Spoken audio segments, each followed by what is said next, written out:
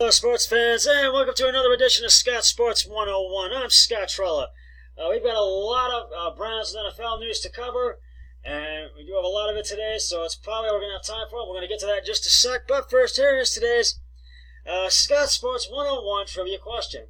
Which NFL team has played in both the AFC and NFC Championship games? I will have the answer later on the podcast. The Browns have a new head coach, Kevin Stefanski. Now the Browns are busy trying to hire a new GM. The Cleveland Browns' preferred candidate for the GM opening, NFL executive Andrew Berry, is weary about rejoining the organization. The Philadelphia Eagles executive Andrew Berry reportedly is at the top of the Browns' wish list of candidates for their GM vacancy. But the big question is, does the young executive want to return to the organization, and will he consider it? Berry, 32, worked with the Browns as the organization's vice president of player personnel from 2016 to 2018, and the fact that the franchise's front office has undergone two changes in personnel decision makers since week 14 of the 27th season has them concerned about returning. I'm told there is a league-wide interest in Andrew Berry, so the Carolina Panthers and so many other teams are interested in getting him as their GM, from what I have heard. And Dustin Fox of the afternoon drive co-host on Cleveland's 92.3 The Fan wrote on Twitter earlier this week, he does not have to take the Browns' GM position. He has options, and is also weary based off of what happened in the past. What happened in the past has been near constant turnover since the end of the 2015 season. And after parting ways with GM Ray Farmer and coach Mike Pettine following a 3-13 season in 2015, the Browns have turned over control of the 53-man roster to their former general counsel, Sache Brown, and he embarked on a complete teardown and rebuild of the team. Brown's rebuilding efforts resulted in a 1-31 record over the 2016 and 2017 seasons. Now he was dismissed with 4 games remaining in the 2017 season, only to be replaced by someone with a heavy football background in John Dorsey, and that's who it was. And following the dismissal of Freddie Kitchens after a disappointing 6-10 record in the 2019 season, Dorsey and the Browns mutually parted ways, as we all know.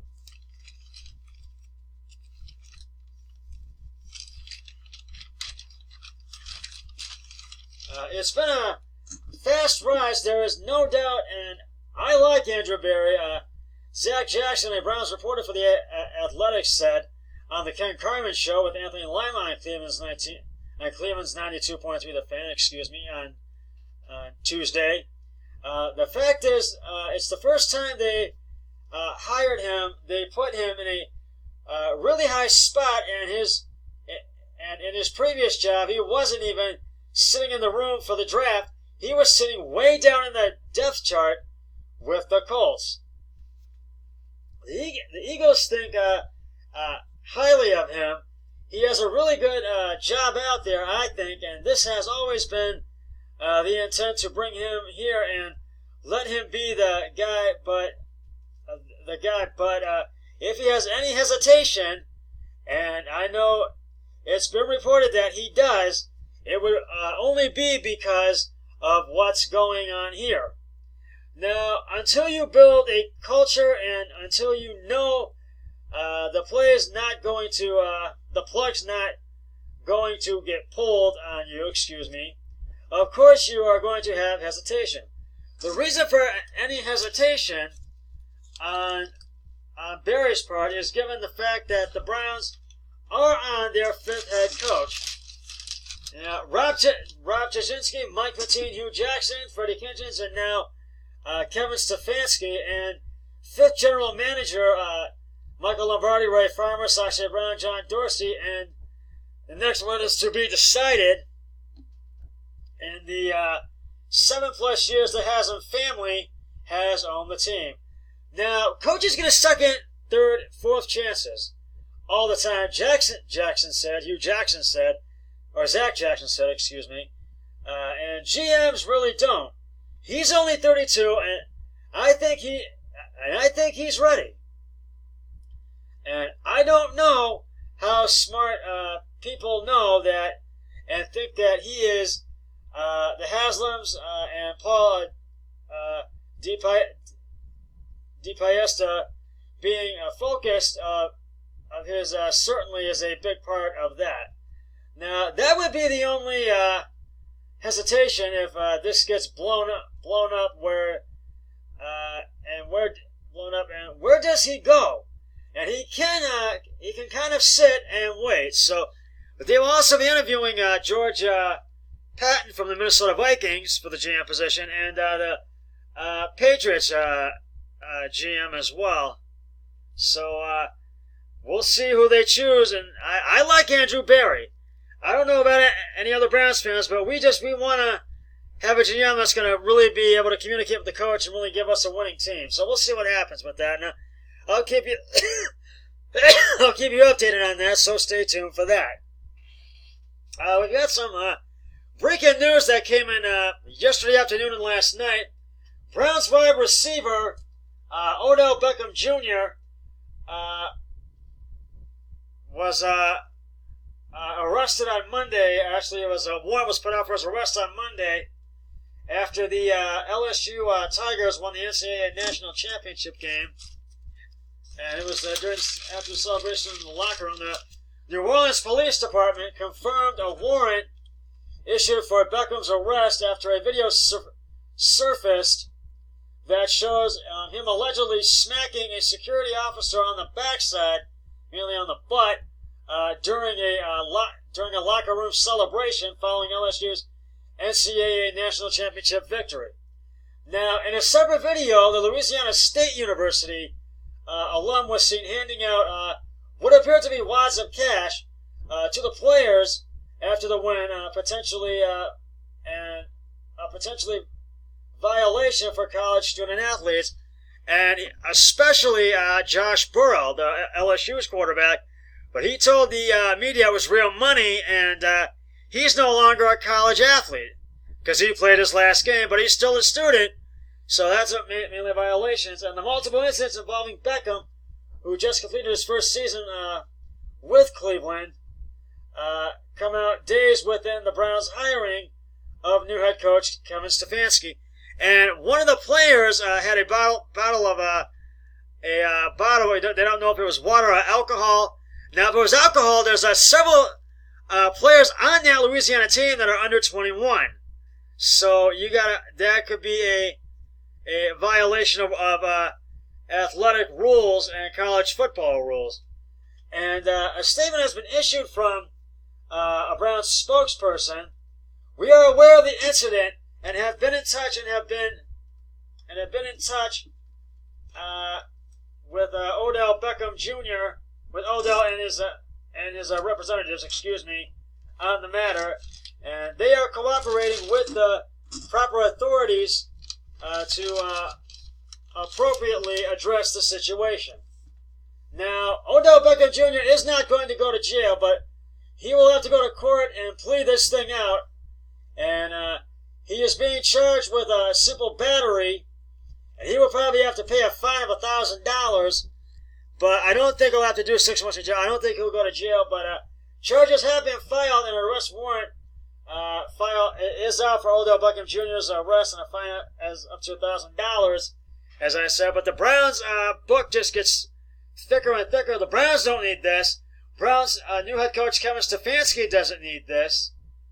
And Odell Beckham Jr. needs to be professional about this. He needs to commit to the Browns before the Browns can commit to him. If you're a wide receiver, for the Cleveland Browns, you have to be a professional. You got to act like a professional, and that's what Odell needs to do. He needs to show up at the practices, and he needs to really get the feel for the plays and what they're going to do, because he did very little of that last year, and caught 14 passes, and he had about 4 or 5 touchdowns. So, and the NFL is going to jump in, and they will take a look at this. And will Odell Jr. be suspended? I don't think he will, but I could be wrong, and he might get a fine. But I will keep you updated. I have today's sports section from the Plain Dealer, and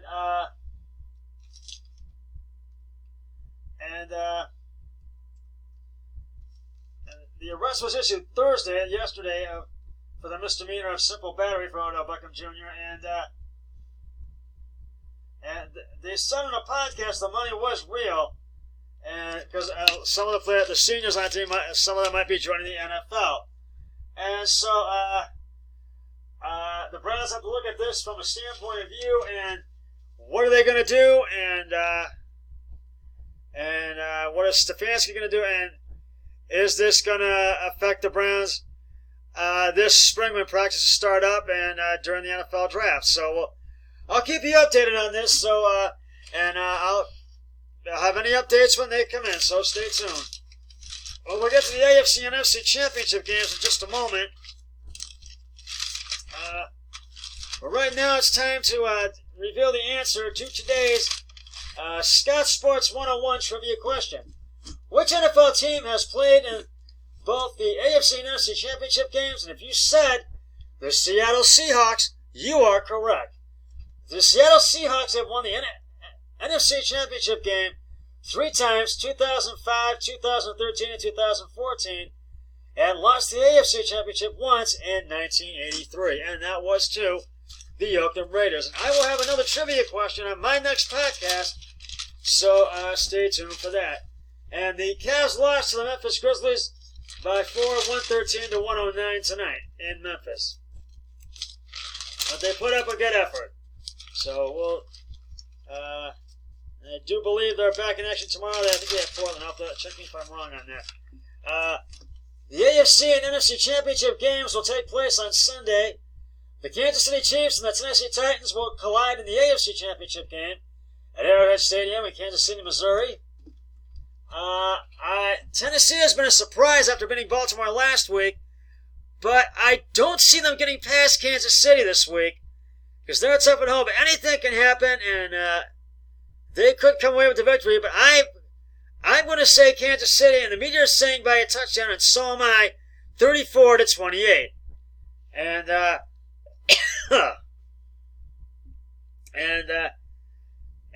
the San Francisco 49ers, and kickoff for that one, for the AFC Championship game, is at 3:05 p.m. on CBS.